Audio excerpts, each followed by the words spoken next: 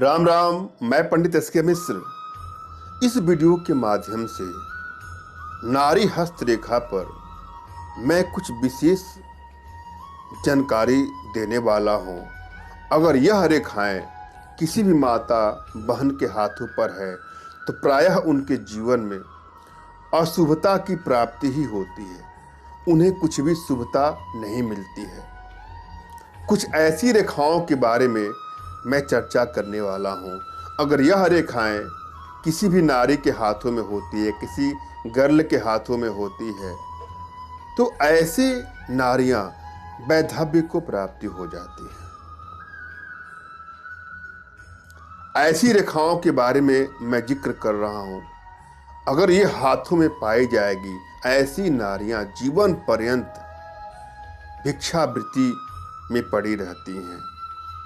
इस वीडियो में कुछ नकारात्मक चीज़ों पर हम चर्चा करेंगे, कुछ नकारात्मक पहलू को हम लेकर के उपस्थित हुए हैं। समय रहते अगर इन सभी का समाधान कर लिया जाता है तो उनके नकारात्मक भाव में काफ़ी हद तक कमी हो जाएगी और लगभग इन सभी समस्याओं का समाधान भी हो जाएगा।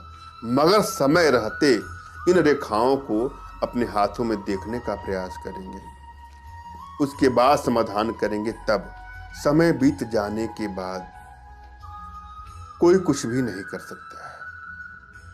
हाँ, एक बात और भी है, कर्म करने से भाग्य बनता बिगड़ता रहता है। मैं सिर्फ ज्ञान के दृष्टिकोण से इन विषयों पर चर्चा करने वाला हूँ और यह मैं जो भी बता रहा हूँ उनका उल्लेख हमारे सामुद्रिक शास्त्र में, शरीर लक्षण विज्ञान में निहित है। और ये सभी बातें जो मैं बताने वाला हूँ वह सिर्फ मेरी बातें नहीं हैं, हमारे प्राचीन ऋषि महात्माओं की विचारधारा भी है। कृपया इसको ध्यान से सुने, समझे और समय रहते इसका समाधान करें।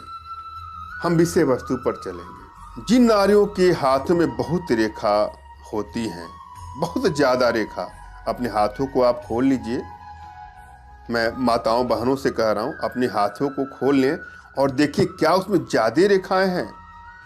अगर ऐसा है तो यह नारियां विधवा हो जाती हैं अल्प समय में ही।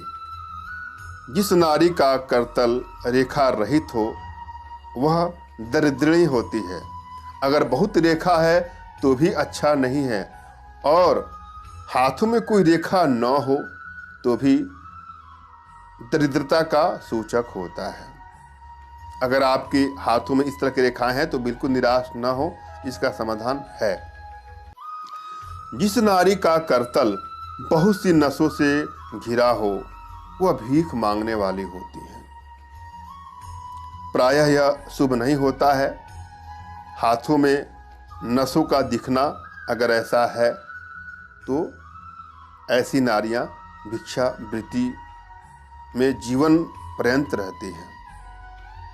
यदि हाथ की पीठ रोमों से संयुक्त, अपने हाथ को उल्टा कर लीजिए और देखिए उसमें बाल है और वह मांस रहित है, उसमें ज़्यादा नस हो तो वह वैधव्य का लक्षण होता है। शास्त्रों में कहा गया है कि ऐसे नारियों को त्याग दें। अगर आप अविवाहित हैं और आपकी शादी किसी ऐसे जगह हो रही है तो अपने विवेक से काम लें। मैंने यह भली भांति समझाने का प्रयास किया है, आशा है आप लोग को समझ में आया होगा। फिर भी यदि आपके जीवन में कुछ इस तरह की समस्याएं हैं तो बिल्कुल निराश होने की आवश्यकता नहीं है। हमारी भारतीय विद्याओं के माध्यम से, साधनाओं के माध्यम से आपकी सभी समस्याओं का समाधान है। इसके लिए आप हमसे संपर्क कर सकते हैं। धन्यवाद। राम राम।